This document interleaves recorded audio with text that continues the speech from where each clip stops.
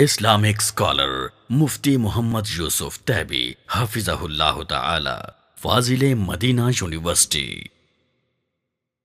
قال اللہ سبحانہ وتعالی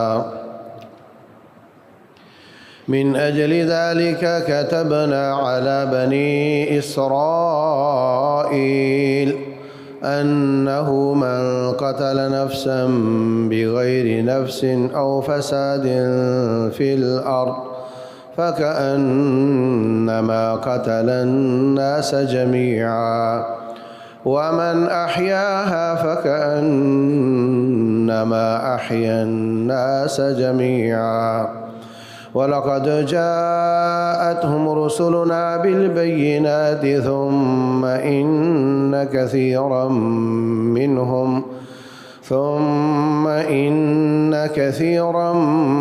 منهم بعد ذلك في الأرض لمسرفون۔ محترم سامعین اور سامعات، انسان دنیا میں آتا ہے، اس کا سب سے پہلا حق یہ ہوتا ہے کہ اس کو زندہ رہنے دیا جائے، زندگی کا حق دیا جائے۔ بے شمار لوگ آنے والے انسان کو زندگی کا حق نہیں دیتے۔ یہ میں کسی کافر کی بات نہیں کر رہا ہوں، میں کلمہ پڑھنے والے، نمازیں پڑھنے والے مسلمانوں کی بات کر رہا ہوں۔ وہ آنے والے کو آنے کا حق نہیں دیتے۔ ہسپتال بھرے پڑے ہیں، آپریٹ کروا رہے ہیں، مرد بھی کروا رہے ہیں، عورتیں بھی کروا رہی ہیں، وہ آنے والے کو آنے کا حق نہیں دیتے۔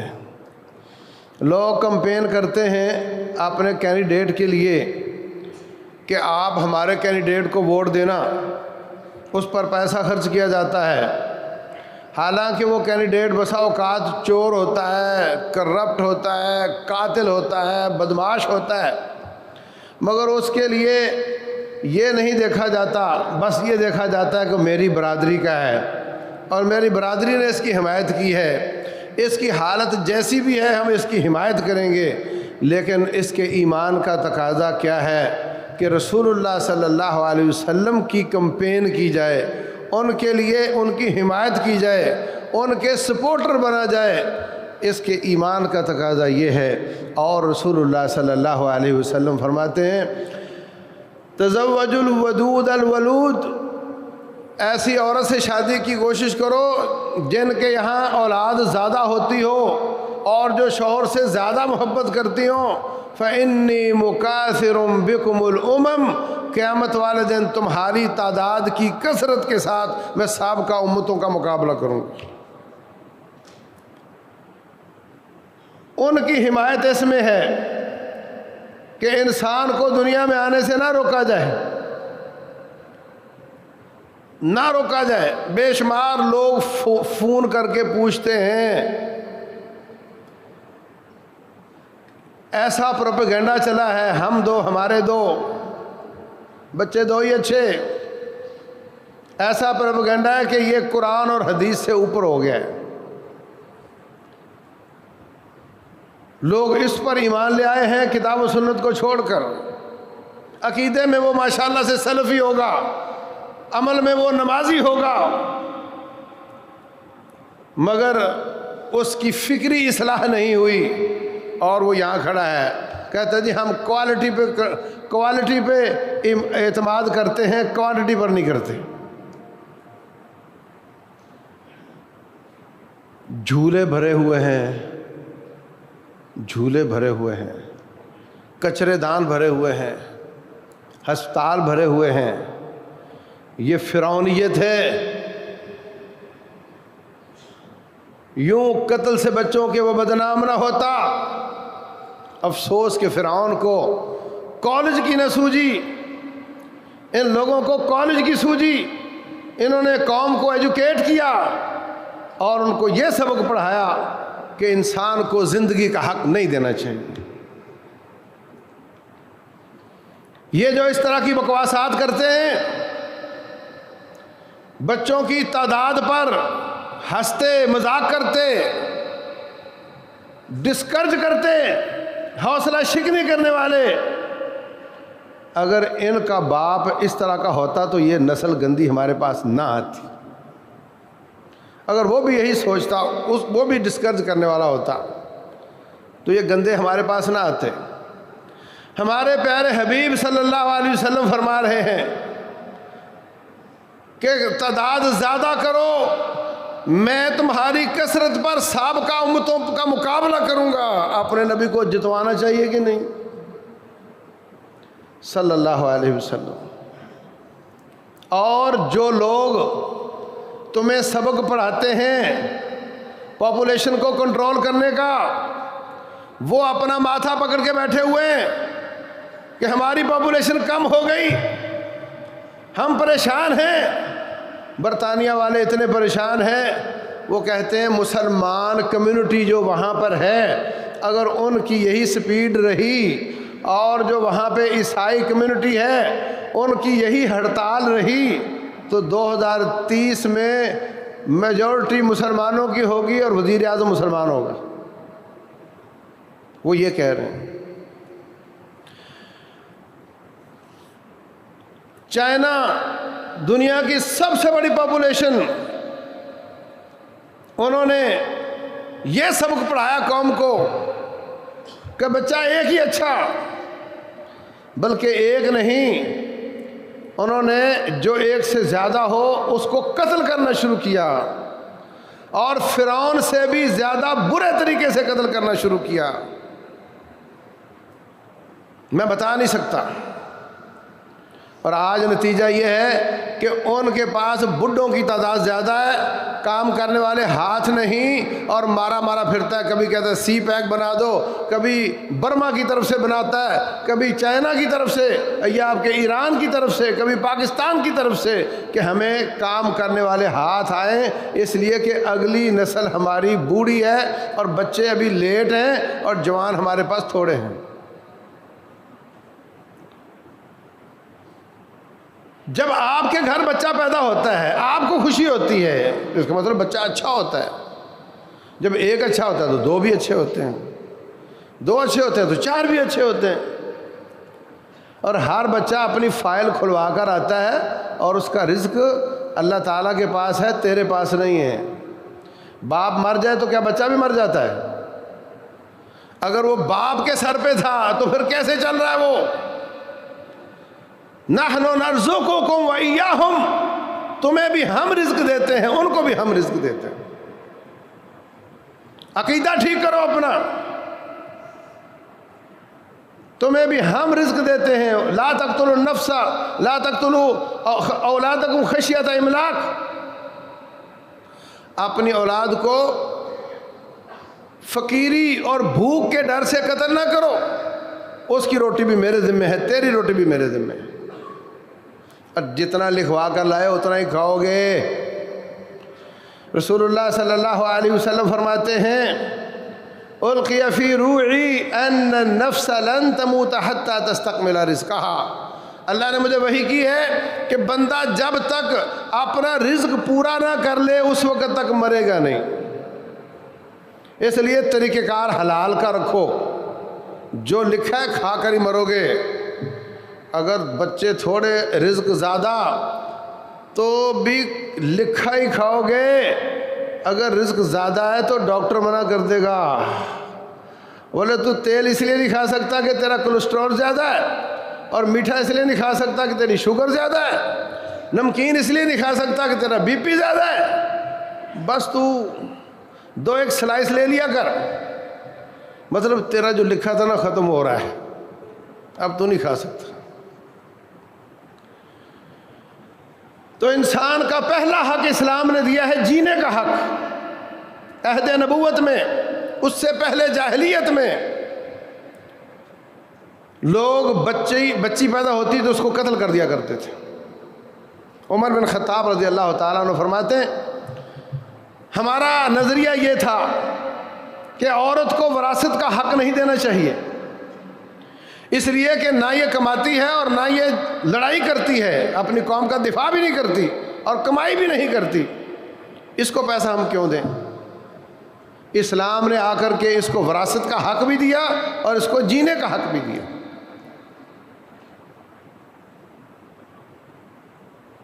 اور جب یہ جیتا ہے پھر اس کی جان کا احترام ہے، جیسے اس کے مال کا احترام تھا اس کی جان کا بھی احترام ہے. اب جو اس پر زیادتی کرے گا اس پر رب ذوالجلال ناراض ہو جاتا ہے. یہ کافر ہے تب بھی اس کی جان کا احترام ہے، یہ مسلمان ہے تب بھی اس کی جان کا احترام ہے. اللہ فرماتے ہیں من قتل نفسا بغیر نفس او فساد فی الارض، جو شخص ناحق کسی شخص کو قتل کرتا ہے وہ کافر ہو یا مسلمان ہو، فکأنما قتل الناس جميعا، گویا کہ اس نے ساری انسانیت کو قتل کر دیا ہے. ومن احیاها، اور جس نے ایک جان کو زندہ کیا، ایک شخص کی جان بچائی، فکأنما احیا الناس جميعا، گویا کہ اس نے ساری کائنات کو زندہ کر دیا. آدم علیہ السلام کے 2 بیٹوں کا قصہ بیان کیا ہے رب ذوالجلال نے. وَاتْلُ عَلَيْهِمْ نَبَأَ ابْنَيْ آدَمَ بِالْحَقِّ اِذْ قَرَّبَا قُرْبَانًا فَتُقُبِّلَ مِنْ أَحَدِهِمَا وَلَمْ يُتَقَبَّلْ مِنَ الْآخَرِ، دونوں نے قربانی پیش کی، ایک کی قربانی قبول ہو گئی، دوسرے کی قربانی قبول نہیں ہوئی. وہ کہتا میں تجھے قتل کر دوں گا، وہ کہتا کر دے، میں آگے سے ہاتھ نہیں اٹھاؤں گا، میں تیرے سامنے ہاتھ نہیں اٹھاؤں گا، کر دے. لیکن یاد رکھ انما یتقبل اللہ من المتقین، اللہ عبادت اس کی قبول کرتا ہے جس کے دل میں اللہ کا خوف ہوتا ہے، ہر ایک کی نہیں. اس نے اس کو قتل کر دیا. قتل کے بعد اللہ نے کوا بھیجا، کوے نے ایک کوے کو مٹی میں دفن کیا. اس کو سمجھ آئی کہ مجھے اب اس کو مٹی میں دفن کرنا چاہیے. رسول اللہ صلی اللہ علیہ وسلم فرماتے ہیں قیامت تک جتنے لوگ ناحق قتل ہوں گے، جتنا قاتلوں کو گناہ ملے گا اتنا اس آدم کے پہلے بیٹے کو بھی گناہ ملے گا، کیونکہ اس نے گناہ کی رسم شروع کی تھی، قتل کا کام شروع کیا تھا. جنگ عظیم اول میں دوم میں کتنے مارے گئے؟ امریکہ نے امریکہ پر قبضہ کرنے کے لیے کتنے لاکھوں ریڈ انڈین قتل کیے، افریقہ میں کتنے قتل ہوئے، روس نے افغانستان اور آذربائیجان اور ترکمانستان ان علاقوں میں کتنے قتل کیے، ناٹو نے آ کر کے عراق، افغانستان اور شام میں کتنے قتل کیے، کتنے ہندوستان میں پارٹیشن کے وقت شہید ہوئے، کتنے کشمیر اور فلسطین میں شہید ہوئے. سب کو جتنا گناہ ملے گا اتنا اس پہلے آدم زادے کو ملے گا جس نے پہلا قتل کیا. اور گناہ کتنا ہے؟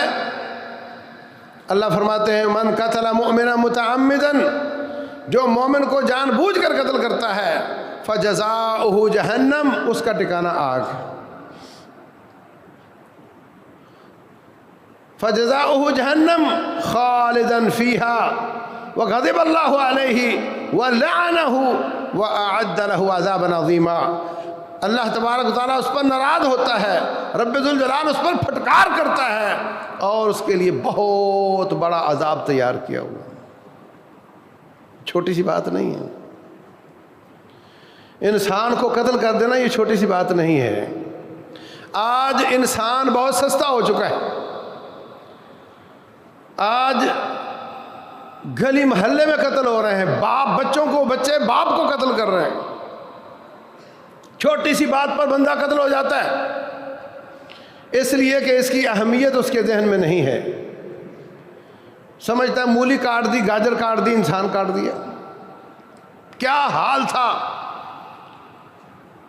کراچی میں پچھلی دہائی میں، کس قدر انسان قتل ہوتے تھے، یہاں بھی ہوتے ہیں. اس لیے کہ انسان کی حرمت، مسلمان کی حرمت کا اندازہ نہیں ہے۔ رسول اللہ صلی اللہ علیہ وسلم فرماتے ہیں، آپ کعبۃ اللہ کا طواف کر رہے ہیں، کعبۃ اللہ کو مخاطب ہو کر فرماتے ہیں، ما اعظمکی و اعظم حرمتکی، ما اطیبکی و اطیب ریحکی، اے کعبۃ اللہ تو کتنا پاکیزہ ہے، تیری خوشبو کتنی پاکیزہ ہے، تو کتنا عظیم ہے اور تیری حرمت کتنی عظیم ہے، مگر مسلمان کی جان کی حرمت کعبۃ اللہ تجھ سے بھی زیادہ ہے۔ اور حجۃ الوداع کے موقع پر رسول اللہ صلی اللہ علیہ وسلم فرماتے ہیں، یہ کون سا دن ہے؟ 9 ذی الحجہ کا دن، حج کا دن، بابرکت دن، عظیم دن، یہ کون سا شہر ہے؟ کعبۃ اللہ، مکہ، احترام والا شہر، یہ کون سا مہینہ ہے؟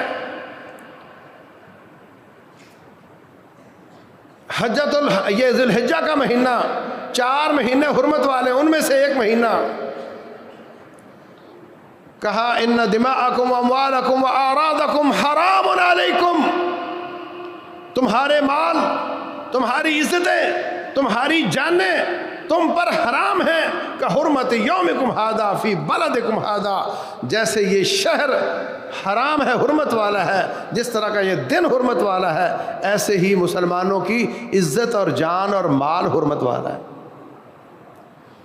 ہم بڑے آسان طریقے سے، بڑے سمارٹ طریقے سے، بڑے غیر محسوس انداز سے مال چرا لیتے ہیں، دوسرے کو پتہ ہی نہیں چلتا،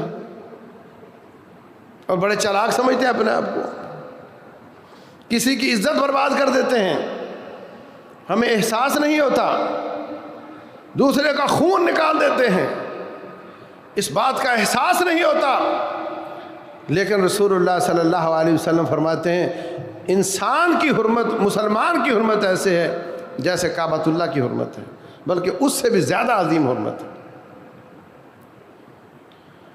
عمر بن خطاب رضی اللہ تعالیٰ عنہ فرماتے ہیں، رسول اللہ صلی اللہ علیہ وسلم نے فرمایا کہ جتنے بھی گناہ انسان کرتا ہے، قریب ہے کہ رب ذوالجلال اس کو معاف کر دے، چاہے تو معاف کر دے، لیکن جو شخص کفر پر مر گیا یا جس نے کسی انسان مسلمان کو قتل کیا، اس کو معافی نہیں ملے گی، اس کو معافی نہیں ملے گی۔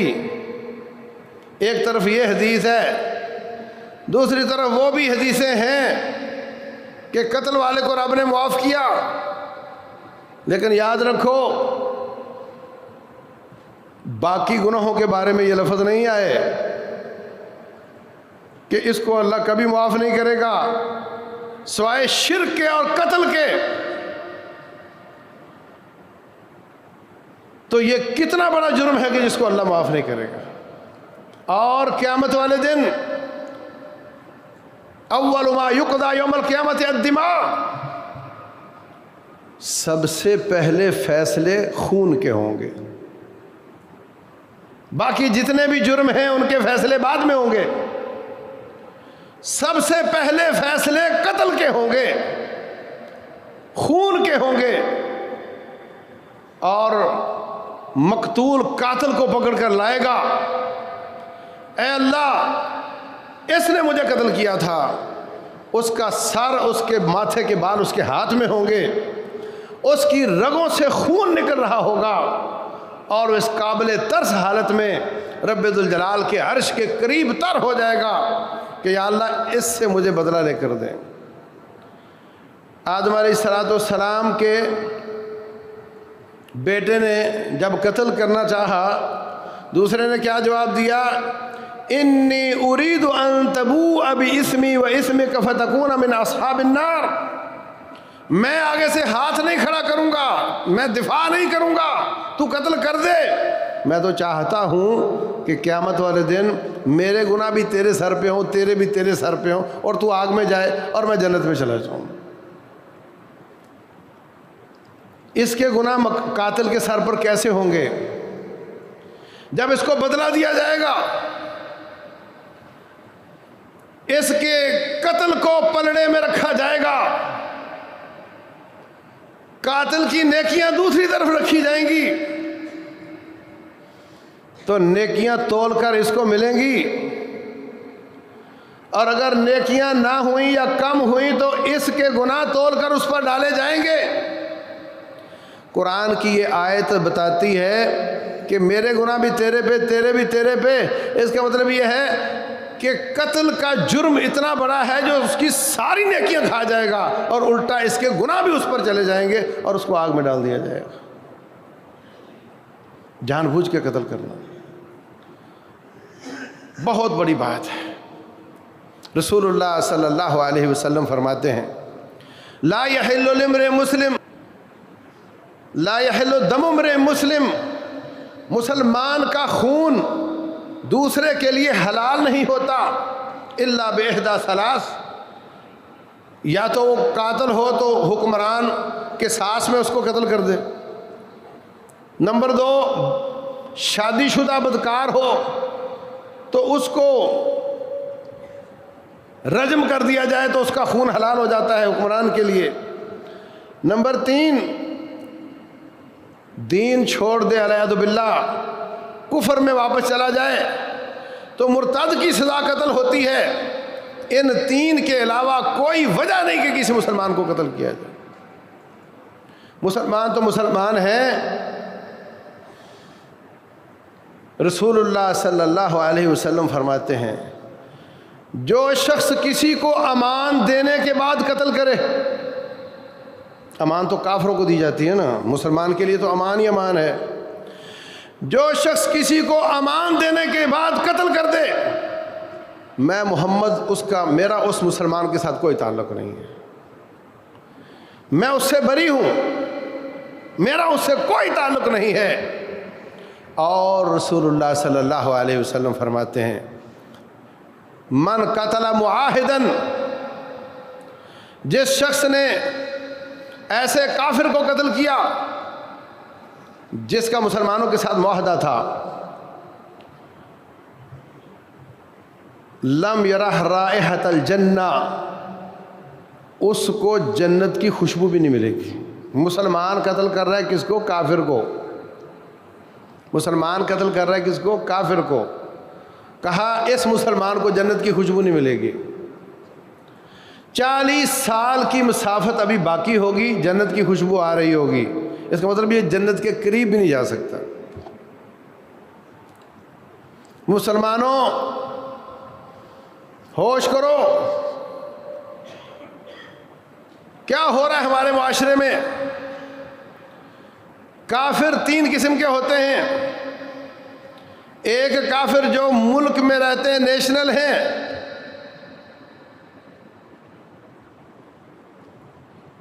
اس کو ذمی بولتے ہیں، اس کا ذمہ مسلمانوں کے اوپر ہوتا ہے، ان کی حفاظت مسلمانوں کے ذمہ ہوتی ہے۔ دوسرا کافر معاہد ہوتا ہے، جو تھوڑے وقت کے لیے ویزا لے کر آتا ہے۔ ویزا ایک کانٹیکٹ ہوتا ہے، ویزا ایک معاہدہ ہوتا ہے کہ تو ہمارے ملک میں آئے گا، تیرے یہ حقوق ہوں گے اور تو یہ کام کرے گا، یہ نہیں کرے گا۔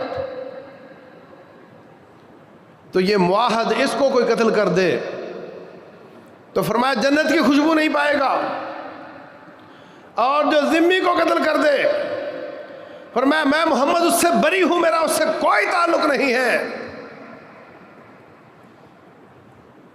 اور جو مسلمان کو قتل کر دے اس کا کیا حال ہوگا؟ اللہ اکبر۔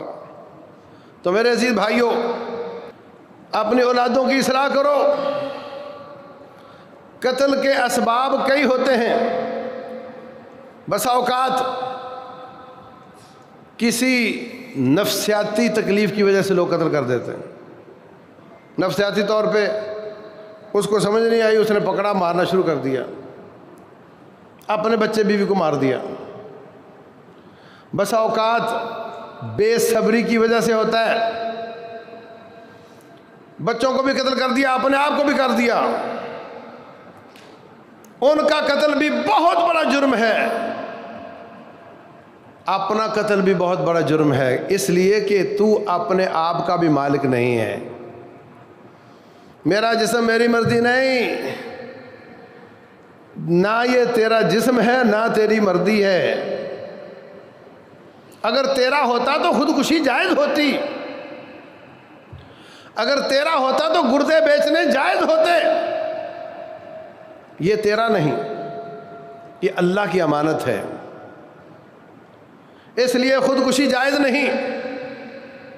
رسول اللہ صلی اللہ علیہ وسلم فرماتے ہیں جو شخص خودکشی کرتا ہے، جس طریقے سے کرتا ہے وہی طریقہ بار بار اپناتا رہے گا قیامت آنے تک۔ معلوم نہیں قیامت 1000 سال بعد ہے یا 10,000 سال بعد ہے یا 500 سال بعد ہے، اللہ کے علم میں ہے۔ اس وقت تک اسی طریقے سے اگر چھری ماری تو چھری مارتا رہے گا، پھر روح واپس آتی رہے گی۔ زہر کھائی ہے تو بار بار زہر کھائے گا، پھر روح واپس آئے گی، پھر زہر کھائے گا، قیامت تک یہی حال ہوتا رہے گا۔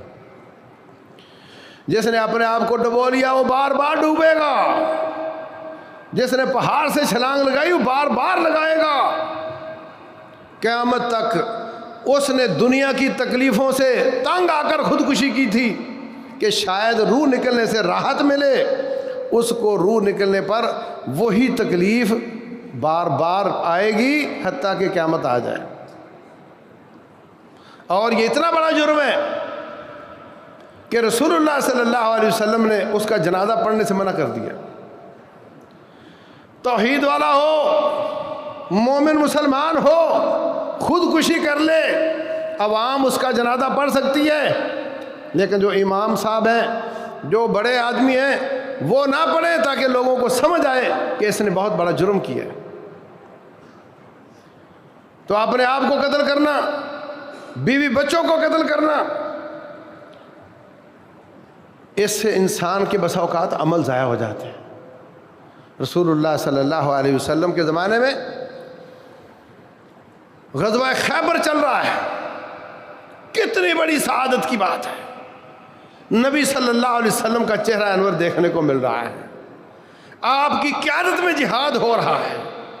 جہاد تو ویسے ہی بہت عظیم کام ہے، صحابہ اکرام کا ساتھ ہے، نبی صلی اللہ علیہ وسلم کی قیادت ہے، کتنی بڑی سعادت ہے۔ اللہ اکبر۔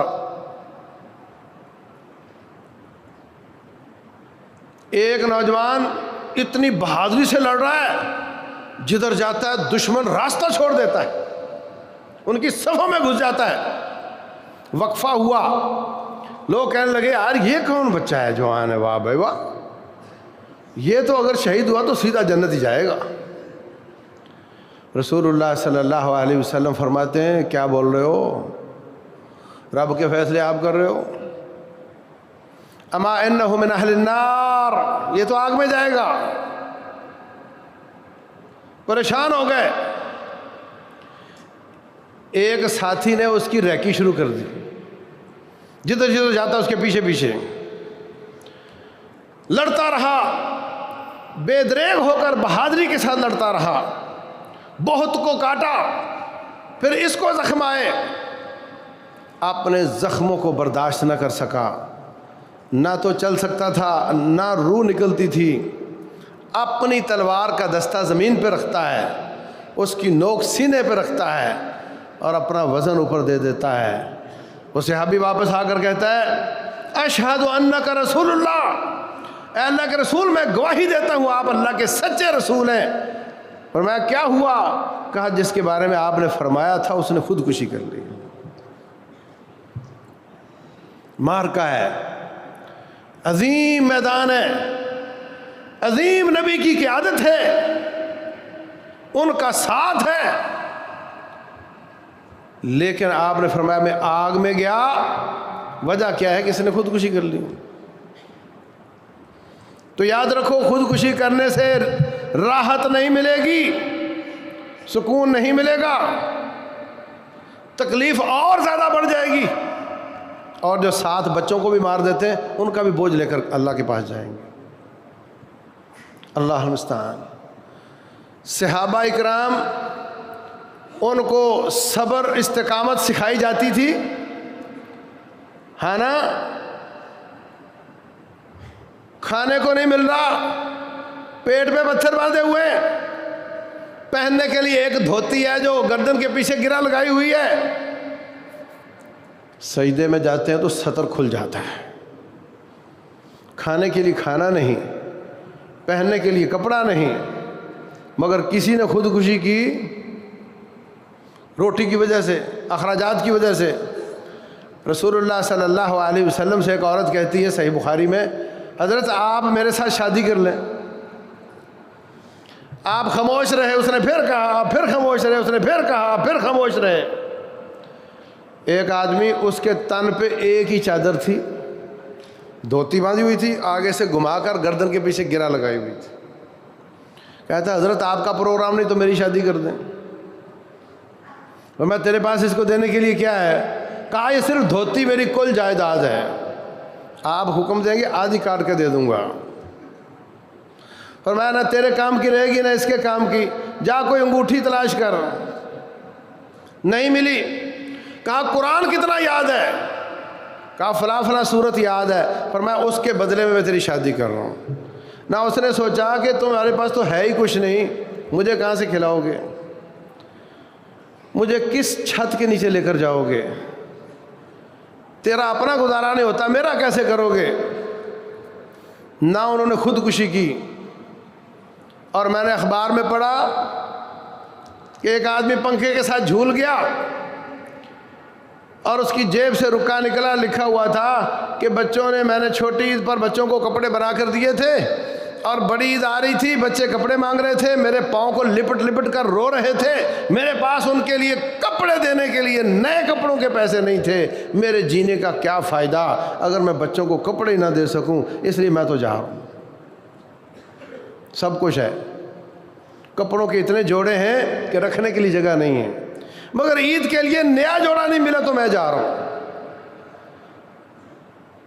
یہ صبر کی کمی ہے، اسٹیمنا نہیں ہے، تربیت نہیں ہے کہ آپ کے پاس اللہ کا دیا بہت کچھ ہے، کیوں ایسا کر رہے ہو؟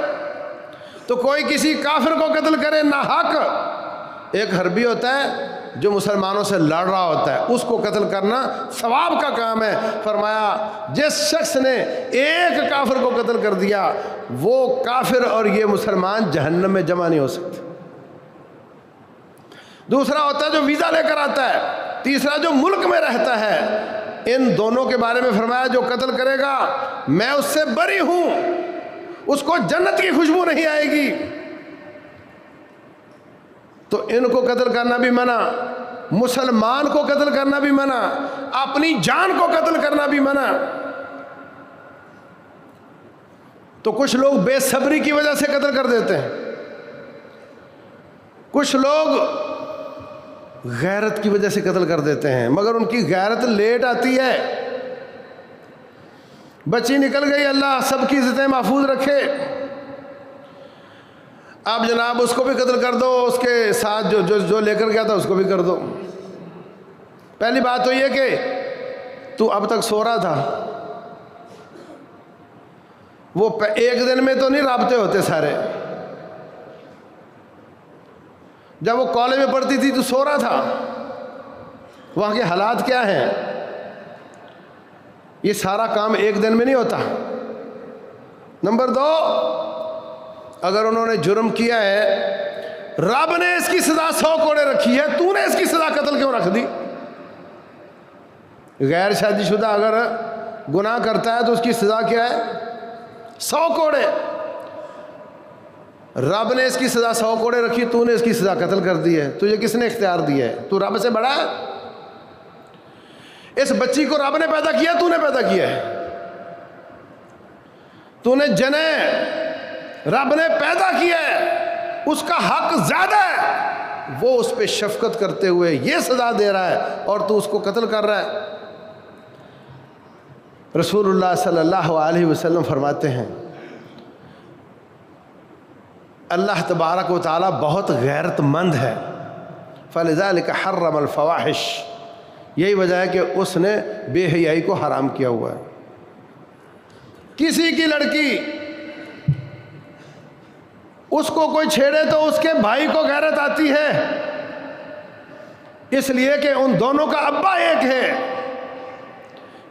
اس سے کہیں زیادہ غیرت اللہ کو آتی ہے، کیونکہ اس نے اس کو پیدا کیا ہے، اس کا تعلق زیادہ مضبوط ہے، اس نے اس کی سزا 100 کوڑے رکھی ہے، تو کیوں قتل کر رہا ہے اس کو؟ اور پھر یہ سزا دینا تیرا کام ہی نہیں ہے، یہ تو حکمران کا کام ہے، قاضی کا کام ہے۔ تو گھر بیٹھا قاضی بھی کیسے بن گیا، جلاد کیسے بن گیا، سارے اختیارات انہیں اپنے ہاتھ میں لے لیے۔ یہ سارے جرم ہیں جو ہمارے معاشرے میں ہو رہے ہیں، اللہ المستعان۔ اور قتل کی ایک بہت بری وجہ شبہات کا شکار ہونا ہے۔ مسجدوں میں دھماکے، مدرسوں میں، پولیس اسٹیشن پہ، روڈوں پہ، وہ قتل دین، ایمان، عقیدہ اور نیکی سمجھ کے کر رہے ہوتے ہیں۔ اس کا تذکرہ انشاءاللہ آئندہ صحیح، لیکن یاد رکھو کہ یہ بہت گناہگار جرم ہے۔ انسان کو جینے کا حق اللہ تعالیٰ نے دیا ہے، اور جو اسے حق چھینتا ہے رب ذوالجلال نے اس کے لیے بہت عظیم عذاب تیار کیا ہے۔ رب ذوالجلال والاکرام سمجھنے اور عمل کرنے کی توفیق دے۔ اللہ تعالیٰ ہماری جانوں کو محفوظ رکھے، ہماری عزتوں کو محفوظ رکھے، ہمارے مال کو محفوظ رکھے۔ اللہ تعالیٰ دین کی طرف واپس آنے کی توفیق دے۔ واللہ اعلم، وصلی اللہ وسلم وبارک علی نبینا۔